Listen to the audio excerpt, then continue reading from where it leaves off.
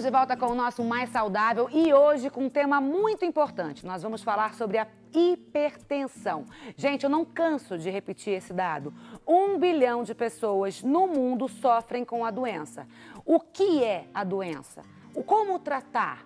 Como prevenir? O que causa? Tudo isso nós vamos explicar para você hoje aqui no Mais Saudável. Começa a participar com a gente, a sua pergunta é sempre muito bem-vinda. Os especialistas estão aqui prontos para te atender. 0800 777 0021, tem também o 19 3871 9620. Para começar, doutor Rodrigo, vamos explicar o que é a hipertensão. Ótimo. A hipertensão, ela comumente é chamada de pressão alta e de forma correta. Porque o nosso coração é uma bomba. Aqui o coração está representado. O que é uma bomba? Ele contrai, ele é um músculo bastante forte, contrai 60, 70 vezes por minuto para ejetar o sangue para todo o corpo. E essa contração faz com que o sangue saia por essa artéria, que é a artéria aorta que leva para a cabeça, para as pernas, para os braços, todo o nosso sangue. Então, essa artéria, como é um sistema fechado, ela recebe o sangue e esse sangue gera uma pressão sobre a artéria. Isso é a pressão arterial. Ela pode estar aumentada, levando ao quadro de hipertensão arterial. Tá. Agora a gente tem aqui, por exemplo, para a gente entender em números e como ler realmente se a sua pressão está alta, se a sua pressão está baixa, uma tabelinha, pode colocar aqui, por favor, da pressão. Primeiro, quando a pessoa é considerada hipertensa, que ela tem a pressão alta? Ótimo. Durante a evolução de décadas aí, a medicina foi evoluindo e novos estudos foram se mostrando melhores e a pressão sempre vem baixando o limite para a gente considerar a pressão alta. Hoje o que nós temos é que a pressão alta é uma pressão acima de 14/9, ou seja, o valor de 140/90. A gente abrevia para dizer 14/9.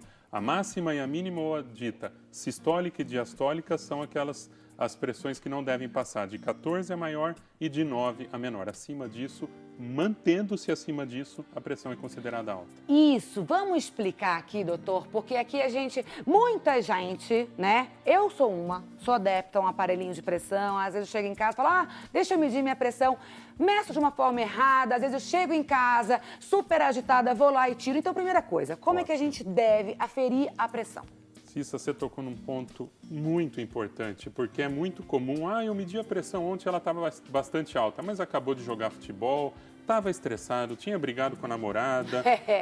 Então, tudo isso faz a nossa pressão oscilar. Nós somos humanos, a nossa pressão varia até com a inflação. Não é? Lógico. Então, é muito importante que a gente tenha um certo protocolo para medir a pressão. Isso todo cardiologista sabe, mas é bom alguns dados. A pressão não pode ser aferida de bexiga cheia, não pode ser aferida logo após a refeição, não pode ter acabado de tomar café, nem ter acabado de fumar e muito menos ter acabado de fazer atividade física. E um dado que pouca gente sabe, só o fato de estar com as pernas cruzadas já aumenta a pressão. Então, muitas vezes com a perna cruzada a pressão dá 15, 16 Eu vou tirar aqui, rapidinho, porque que a gente está aqui com um aparelho de pressão, eu ia pedir, como já pedi para o doutor Rodrigo na última vez que ele esteve aqui com a gente, para medir a minha pressão. E eu estava exatamente com essa postura, aqui, com a perna cruzada. Exato. Por que interfere? Por conta do retorno venoso. Então, como a pressão arterial tem a ver com a força do sangue no coração, a hora que você aprisiona ou tensiona a perna, que você altera o fluxo de sangue lá em cima e nos braços. Então, a pressão acaba se alterando. E o mais importante, a pessoa tem que estar sentada por 5 minutos. Tá. Tem algum horário? Deve-se medir a pressão logo de manhã ou antes de deitar, no meio da tarde? Tem algum horário? Não. A qualquer momento do dia a pressão pode ser aferida. Não tem horário melhor ou pior. A única oscilação maior que a gente tem na pressão são em 2 momentos. Logo ao despertar, que a gente tem uma liberação hormonal um pouco maior, a pressão está um pouco mais elevada, o que é comum. E ao se deitar durante a madrugada, que a gente tem que ter o comportamento de hiper da pressão, ou seja, ela cai. Então, a pessoa de pressão 12/8 pode ter uma pressão de 10/6 durante o sono e depois ela volta ao normal. Perfeito. Igor, eu sei que você toma um medicamento, mas a gente quer ver a sua pressão. Então, fica sentadinho 5 minutos aí, como o doutor acabou de falar. Entra aí num estado de tranquilidade e relaxamento, que daqui a pouquinho a gente vai medir sua pressão, tá bom? Vamos explicar aqui, doutor, o que é essa pressão sistólica? É isso? Isso, e é a pressão diastólica. A máxima e a mínima. Isso. Essa tabela é retirada da diretriz brasileira, é o que aonde os médicos se baseiam para fazer diagnóstico de pressão alta ou não. E a gente tem aqui, representado em laranja, todas as pressões que estão acima de 14/9 já são considerados hipertensos. Tá. A gente tem hipertensão estágio 1, 2 e 3, que é uma hipertensão que são níveis mais graves de hipertensão para guiar o tratamento e colocar o paciente em determinado estágio para que a gente consiga acompanhar. Mas interessante dessa tabela também é a gente perceber que abaixo a gente também tem estratificação. Tanto é que uma pessoa com uma pressão de 135, 13,5, Tá. ela está num risco um pouco maior do que uma pessoa que tem 11 de pressão. E é muito comum todo mundo falar, eu tenho pressão baixa, isso é ruim, isso é ótimo. A pressão baixa é a pressão boa. Pressão, quanto menor, é melhor. A pressão baixa ruim é aquela que gera sintomas da pessoa desmaiar, não conseguir fazer as atividades diárias, o que é muito raro. E qual é o número ok da pressão baixa? 12/8. Não, da pressão baixa pressão a gente baixa. não tem número. Ah, não tem número. Depende da sintomatologia. Eu já vi pessoas com pressão de 8/5 ótimas. Tá. A minha normalmente, até te contei, né? É 10/6. Isso é ótimo. É bom? É Normalmente. excelente. É esse. Vamos considerar ela como ótima, de acordo com esse. Agora, por que o ótimo aqui está no 12/8? O 12 justamente por estudos. Tá. Então, a gente tem demonstração de estudos médicos, como dessa revista que você citou, que é a Lancet, que mostra que em níveis menores de pressão, as pessoas não só têm menos eventos cardiovasculares, como vivem mais.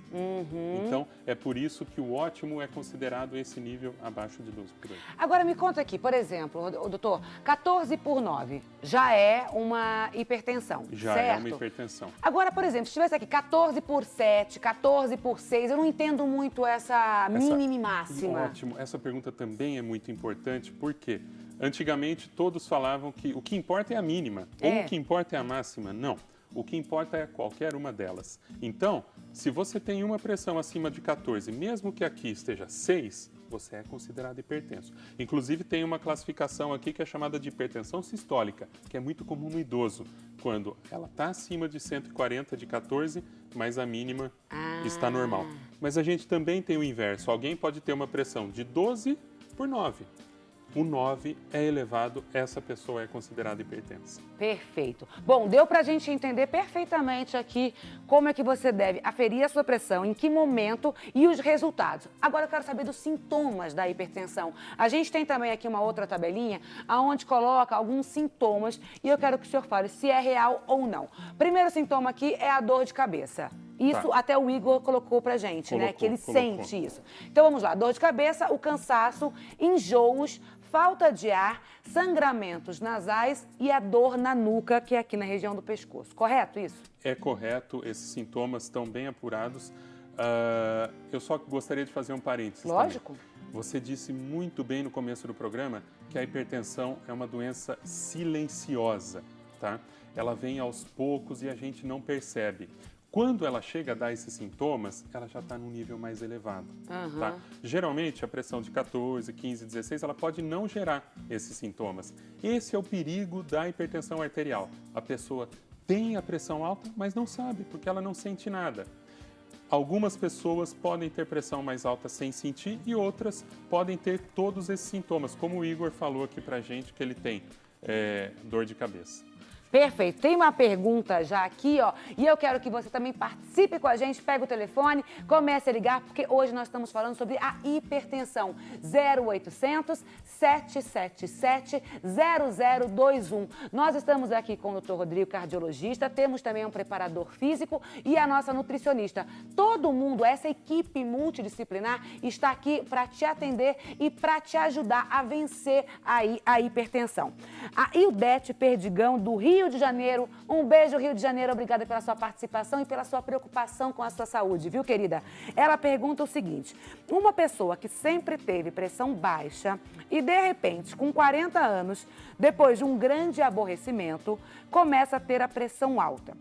Tem acompanhamento médico, mas está sempre com a pressão alta. O que deve ser feito? Preocupação? Aumenta a pressão? Vamos sentar para responder? Vamos sentar, vamos sentar.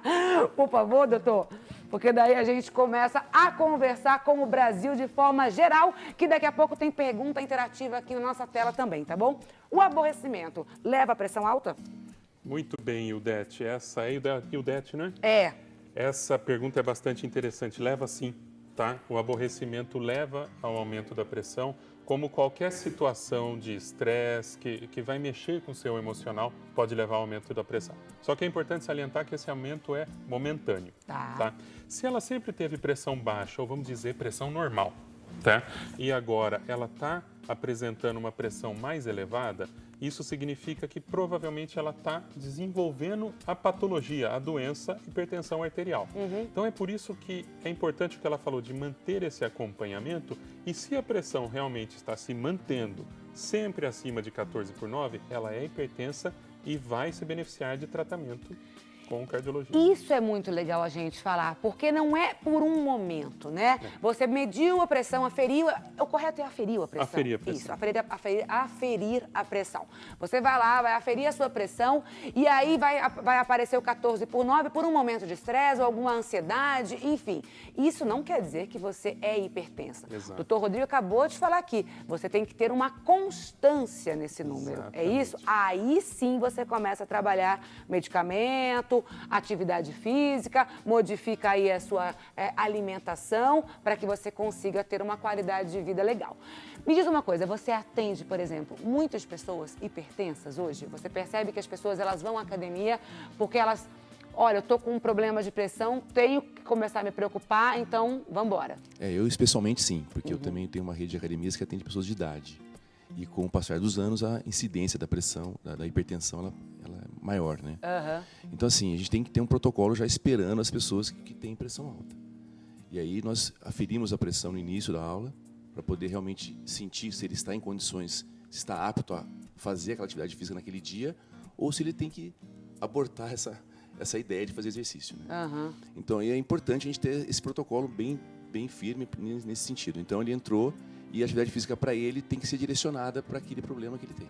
É isso que eu quero saber. O que uma pessoa hipertensa pode ou não fazer? Pode tudo? O que deve deixar de lado? O exercício aeróbico é melhor do que um exercício de força? Daqui a pouquinho você vai me falar. Ó, quem tá aqui já no nosso cenário, mas não vai ser assim não, porque ele tá fazendo aqui tudo errado. Que eu já tô vendo ele, eu tô de olho nele, ele tava com a perna cruzada, ele tá em pé. Então eu vou fazer o seguinte, eu vou colocar o Igor aqui sentadinho. Quando a gente voltar do intervalo, quando ele estiver mais relaxado, a gente mede a pressão dele para saber, tá bom? Pode. Então, ó, você aí em casa, hoje nós estamos falando sobre hipertensão.